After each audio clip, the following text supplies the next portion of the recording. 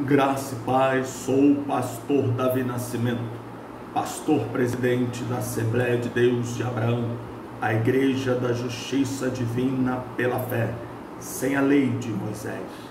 Sou cooperador de Deus, ministro do Novo Testamento, semeador da Palavra do Reino.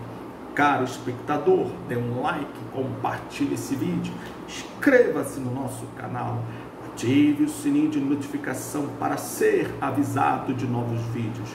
Vamos todos aprender com o escritor da Epístola aos Hebreus a altura, a profundidade, a largura das riquezas da nova aliança. Lembrando que aquele escritor sagrado, um judeu convertido, escrevendo a uma igreja judia convertida, procurava confirmar aquele povo a permanecer na nova aliança, visto que alguns de seus membros estavam desertando da fé apostólica, migrando para a lei e para as suas práticas. E no propósito de confirmá-los em Cristo, ele escreve aquela epístola, enumerando as distinções entre a aliança do Sinai e a aliança do Calvário, sempre nomeando a aliança de Cristo como nova, melhor, superior e eterna, frente à anterior aliança. E a primeira das distinções entre tais alianças que temos visto nestes vídeos é no que tange a Escritura que as rege.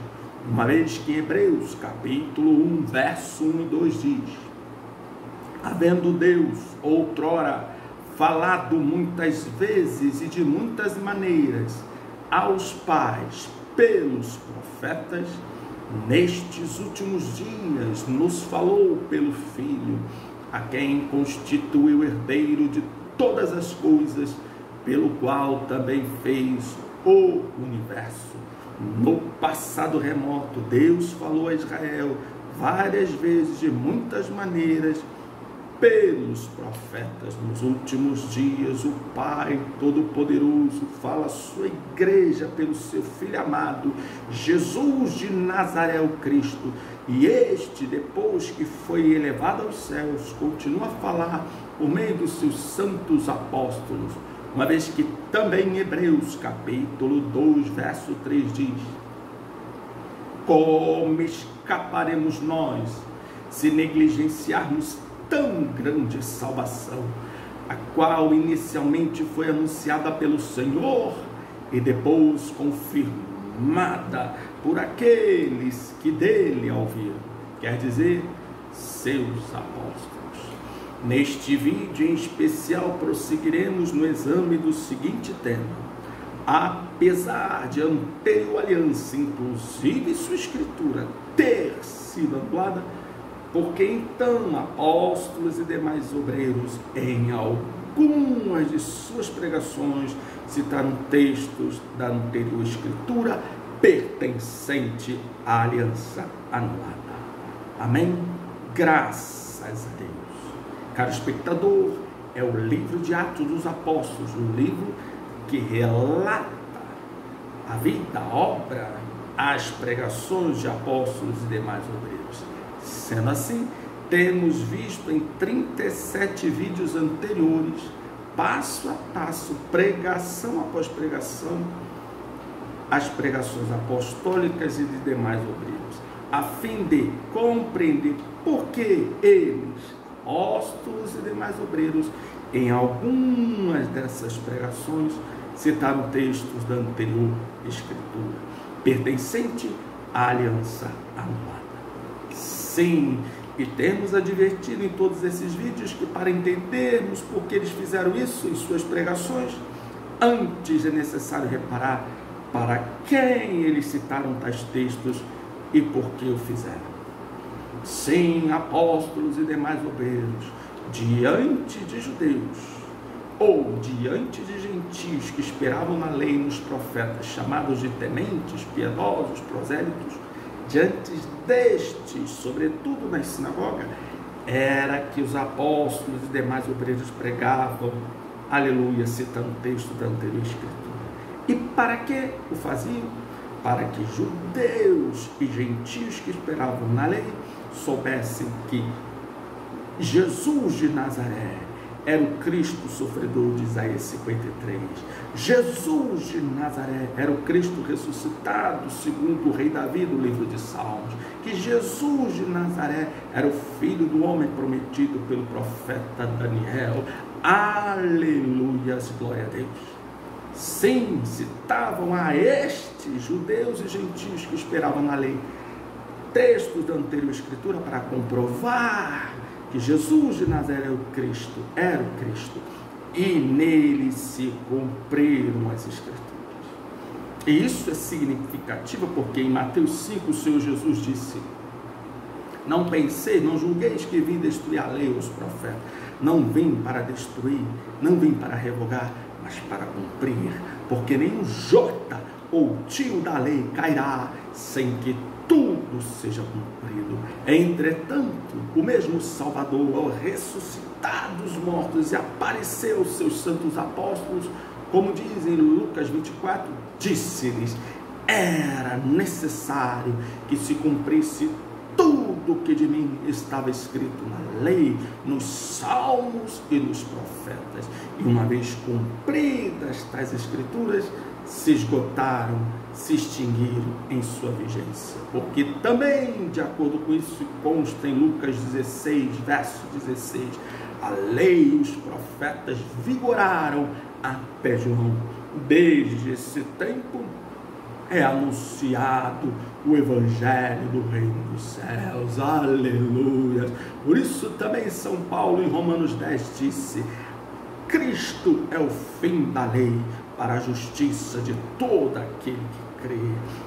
Fim no original grego, porque o Novo Testamento foi escrito na língua grega, quer dizer telos. Telos significa término, cessação. Cristo é o término da lei para a justiça de todo aquele que crê. Para Deus justificar todos os povos mediante a fé em Cristo no seu evangelho, é removida a lei, uma aliança onde se buscava a justiça por obras. Glória a Deus nas maiores alturas. Sim, esse era o propósito apostólico e de demais obreiros, quando em suas pregações diante de judeus e gentios que esperavam na lei, citavam-lhes textos da anterior aliança, para que eles soubessem que esses textos se cumpriram e se extinguiram na sua finalidade, na sua validade, porque Cristo cumpriu as escrituras. Aleluia. Por isso que diante de gentios que não esperavam na lei, como é possível ver no discurso de São Paulo, no Areópago, uma espécie de teatro em Atenas, pregando aos atenienses, ele lhes anunciou arrependimento, porque Cristo já tinha avisado em Marcos 16, e de por todo o mundo e pregar o evangelho a toda criatura. Quem crê no evangelho, haja vista se a mensagem anunciada, e for batizado, será salvo. Quem não crê no evangelho, será condenado. Aleluia! Basta aos homens ouvir o evangelho, para que nele creiam, sejam batizados e salvos de seus pecados e da condenação eterna. Não há necessidade de um homem ser iniciado na lei e nos profetas para depois ser apresentado ao evangelho. Não, porque Cristo não veio completar a anterior aliança, corrigir a anterior aliança, melhorar a anterior aliança, ou simplesmente explicar a anterior aliança. Cristo veio substituir a anterior aliança pela nova e eterna aliança. Aleluias, glória a Deus. Bastando aos homens crerem no evangelho da graça, crerem no Salvador para serem salvos. Aleluia. Desta vez nós vamos ver mais um texto que só confirma essa revelação apostólica constante do livro de Atos dos Apóstolos, a partir do capítulo 26. É o discurso de São Paulo diante do governador, do novo governador de Cesareia, que substituiu o governante Félix. Festo, novo governante da província de Cesareia. Festo é um discurso de São Paulo diante de Festo e diante do rei Agripa. Sim, o anterior governante da província de Cesareia, apesar de não ver causa nenhuma, razão alguma de manter São Paulo preso, ou manteve para agradar os judeus. Festo, ao assumir aquela província, depara-se com esse caso e também não encontra razões para São Paulo se manter preso, não encontra sequer razões para enviá-lo a César, porque São Paulo apelou para ser julgado pelo próprio imperador, e ele, na aflição de descobrir alguma razão para enviar São Paulo ao imperador, a César, aproveita-se da presença do rei Agripa e de toda a sua comitiva, para todos presenciarem o discurso de São Paulo, para que ele possa, Festo, ter como justificar ao imperador o envio daquele apóstolo o imperador, a César, para César julgar. E nesse discurso de São Paulo só se confirma a fé apostólica, a fé evangélica, como uma fé pautada apenas na palavra que é centrada na pessoa de Jesus, na sua obra, nos seus feitos e nos seus ensinos. Pois bem, é isso que vamos comprovar a partir de Atos dos Apóstolos, capítulo 26. A seguir, Agripa, dirigindo-se a Paulo, disse: é permitido que uses da palavra em tua defesa. Então Paulo, estendendo a mão, passou a defender-se nestes termos: tenho-me por feliz, ó rei Agripa, pelo privilégio de hoje, na tua presença, poder produzir a minha defesa de todas as acusações feitas contra mim pelos judeus, mormente porque és versado em todos os costumes e questões que há entre os judeus. Por isso eu te peço que me ouças com paciência. Agripa, o rei Agripa, conhecia a lei dos profetas, conhecia os preceitos dos judeus, as tradições dos judeus, diferente de Festo, que estava ao seu lado no discurso de São Paulo. Prosseguimos. Verso 4. Quanto à minha vida, desde a mocidade, como decorreu desde o princípio entre o meu povo e em Jerusalém, todos os judeus a conhecem. São Paulo vai começar a falar da sua vida antes de Cristo, da sua conversão e do seu ministério. Atenção! Por na verdade eu era conhecido deles, dos judeus, desde o princípio, se assim o quiserem testemunhar, porque vivia, atenção, caro espectador, vivi fariseu, conforme a seita mais severa da nossa religião. Então São Paulo está se apresentando como quem antes do encontro com Cristo era severo seguidor da lei dos profetas, sendo seguidor, participante da seita mais ferrenha no zelo pela lei dos profetas, a seita dos fariseus. Verso 6. E agora estou sendo julgado por causa da esperança da promessa que por Deus foi feita a nossos pais, a qual nossas 12 tribos, servindo a Deus fervorosamente de noite e de dia, almejam alcançar. É no tocante a esta esperança, ó rei, que eu sou acusado pelos judeus. Porque se julga incrível entre vós que Deus ressuscite os mortos. São Paulo está diante de governador Festo e diante do rei Agripa e diante dos judeus que vieram acusá-lo, e começa a dizer: eu estou sendo acusado porque eu creio na esperança da ressurreição, na promessa da ressurreição cumprida em Jesus Cristo. Os judeus, na lei dos profetas, aprenderam sobre a ressurreição, sobre a esperança da ressurreição. Quantos profetas não profetizaram a esse respeito? Só que São Paulo, como os demais apóstolos, traziam a mensagem do cumprimento das Escrituras em Cristo. Cumprimento, por exemplo, da ressurreição dos mortos para a vida em Cristo. E os judeus que não criam em Cristo, não aceitavam esse discurso e se levantavam violentamente contra os apóstolos. Infelizmente. Não temos nada, absolutamente nada contra os judeus, ou contra qualquer outra religião. Mas a verdade, a história tem a nos demonstrar. Vários grupos religiosos, na defesa de seus credos, foram violentos com outros grupos religiosos. Das mais diversas religiões partiram a violência e as mais diversas religiões sofreram a violência. É tempo de se pensar e refletir como se pode falar em Deus e ao mesmo tempo ser tão violento. Seja qual for a religiosidade que se defende, o defensor de tal religiosidade não pode se valer da violência. E pior, e sobretudo, colocar Deus no meio de tudo. Mas prossigamos. Na verdade, verso 9, a mim me parecia que muitas coisas deviam praticar contra o nome de Jesus, o Nazareno. Olha a experiência dele. Antes, ele também nutria ódio por Cristo. E assim procedi em Jerusalém, havendo eu recebido autorização dos principais sacerdotes, encerrei muitos dos santos nas prisões, e contra esses dava meu voto, quando os matavam. Olha São Paulo dizendo que ele também experimentou essa raiva, esse rancor, esse ódio contra os judeus, contra o nome de Jesus, a ponto de lutar para que os cristãos blasfemassem, desistissem de Cristo, para lutar até pela condenação e morte dos que seguiam Cristo.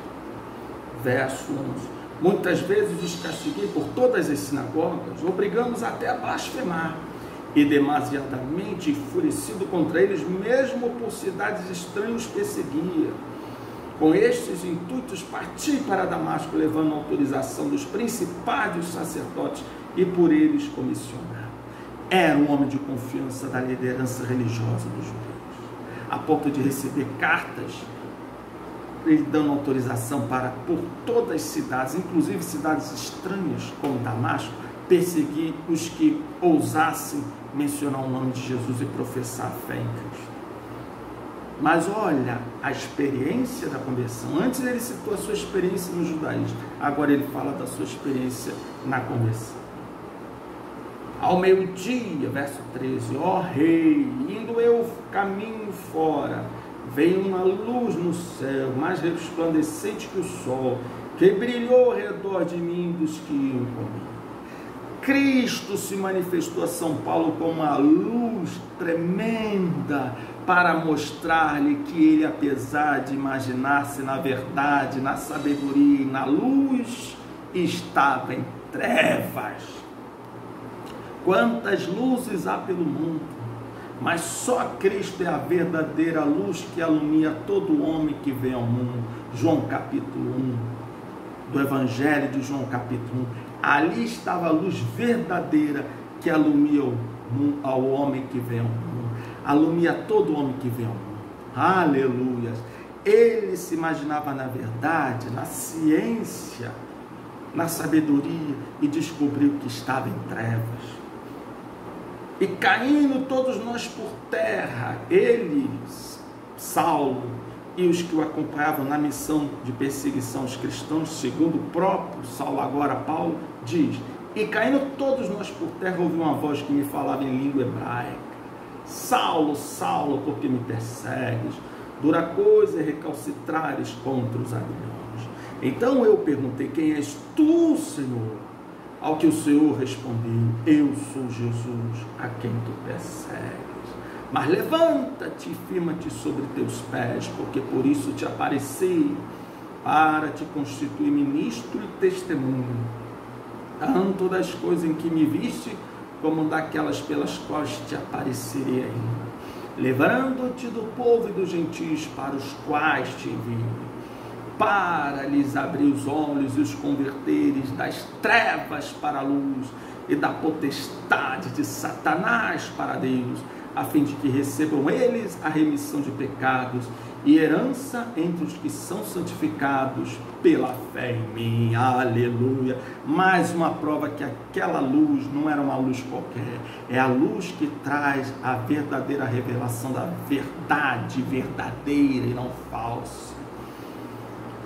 A princípio iluminou Saulo, e já de antemão já lhe avisou: vou te enviar para iluminar os que estão em trevas, para tirar das trevas os homens e os trazer à luz, para tirá-los das forças das trevas de Satanás e convertê-los a Deus. Aleluia, glória a Deus. Cristo ressuscitado, a luz do mundo, que tira os homens das trevas, glória a Deus nas maiores alturas. E o texto continua: pelo que, ó rei Agripa, não fui desobediente à visão celestial, mas anunciei primeiramente, agora é São Paulo depois de sua conversão, mas anunciei primeiramente aos de Damasco e em Jerusalém, por toda a região da Judéia e aos gentios, que se arrependessem e se convertessem a Deus, praticando obras dignas de arrependimento. Não adianta a religiosidade, não adianta o discurso e o homem se manter escravo do pecado. Quantos defendem suas religiões com todo fervor, mas são escravos de pecados terríveis, pecados conhecidos dos homens e pecados ocultos. Sim, religiosos escravos de pecados escandalosos, pecados às vezes manifestos aos homens, pecados às vezes ocultos. Não adianta. Por isso que São Paulo fala de arrependimento com obras dignas de arrependimento. Veio Cristo ressuscitado com sua luz para tirar os homens do poder do pecado, pela fé santificá-los, pela fé nele santificá-los, libertando-os do pecado. Paulo prossegue: por causa disto alguns judeus me prenderam, por causa da minha pregação de arrependimento, de obras dignas de arrependimento. Por causa disto alguns judeus me prenderam, estando eu no templo, e tentaram matar-me, mas alcançando o socorro de Deus, permanece até o dia de hoje, dando testemunho tanto a pequenos como a grandes, nada dizendo senão que os profetas e Moisés disseram haver de acontecer. O que? Isto é, que o Cristo devia padecer, sendo o primeiro da ressurreição dos mortos, anunciaria a luz ao povo e aos gentios. Cristo, ao ressuscitar, seria o primeiro da ressurreição para a vida, porque antes houve quem ressuscitasse, mas morreu. Cristo foi o primeiro da ressurreição para a vida. Ele ressuscita para nunca ver mais a morte. Um dia, os que nele crerem ressuscitarão para nunca mais ver a morte. Aleluia! Ele está dizendo: ele me pôs para pregar a luz ao povo de Israel e aos gentios, para dizer ao povo de Israel e aos gentios que o que a lei, que Moisés e os profetas prometeram acerca de tudo, inclusive da ressurreição, se cumpriu em Cristo. Aleluia! Glória a Deus! A pregação apostólica não era uma ofensa contra a lei dos profetas. A pregação apostólica apenas frisava que a lei e os profetas se cumpriram em Cristo. Aleluia! Dizendo ele estas coisas em sua defesa, Festo o interrompeu em alta voz, aos berros: estás louco, Paulo, as muitas letras te fazem delirar. Paulo, porém, respondeu: não estou louco, ó excelentíssimo Festo, pelo contrário, digo palavras de verdade e de bom senso, palavras de verdade, o Evangelho, a palavra da graça de Deus e de bom senso. Porque tudo isto é do conhecimento do rei, a quem me dirijo com franqueza, o rei Agripa, conhecedor da lei dos profetas, pois estou persuadido de que nenhuma destas coisas lhe é oculta, porquanto nada se passou em algum lugar escondido. Acreditas, ó rei Agripa, nos profetas? São Paulo pergunta, e o próprio São Paulo responde: bem sei que acreditas. Então Agripa se dirigiu a Paulo e disse: por pouco me persuades a me fazer cristão. Paulo respondeu: assim Deus permitisse que por pouco ou por muito, não apenas tu, ó rei, porém todos que me ouvem, se tornassem tais qual eu sou, exceto estas cadeias. Glória a Deus nas maiores alturas. Glória a Deus. Caro espectador, inscreva-se no nosso canal, ative o sininho de notificação para ser avisado de novos vídeos. Aleluia, dê um like, compartilhe esse vídeo. Agora na nova aliança, a pregação que vigora, é a pregação da graça de Deus, é a luz verdadeira que veio ao mundo, o evangelho da graça, a palavra da verdade, que não é uma acusação contra as outras religiões, que não é uma perseguição às outras religiões, não, é uma boa nova anunciando a todos os religiosos que se arrependam e creiam em Cristo, porque Ele sim é poderoso para nos santificar pela nossa fé nele. Aleluia, acabou o tempo de comunhão, aleluia, escravidão com o pecado, agora é o tempo de comunhão com Deus, a libertação das trevas e do poder de Satanás.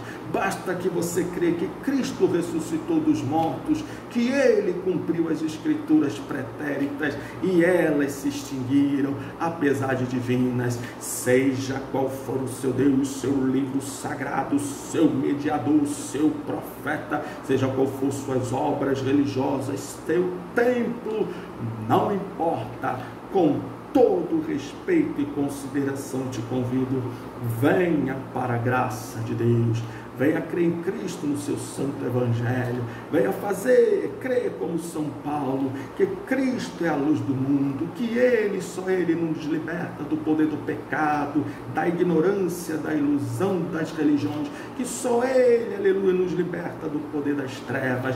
Jesus Cristo é o primeiro da ressurreição, e se você nele crê, um dia você também vai ressuscitar para nunca mais ver a morte, em nome de Jesus Cristo. Amém?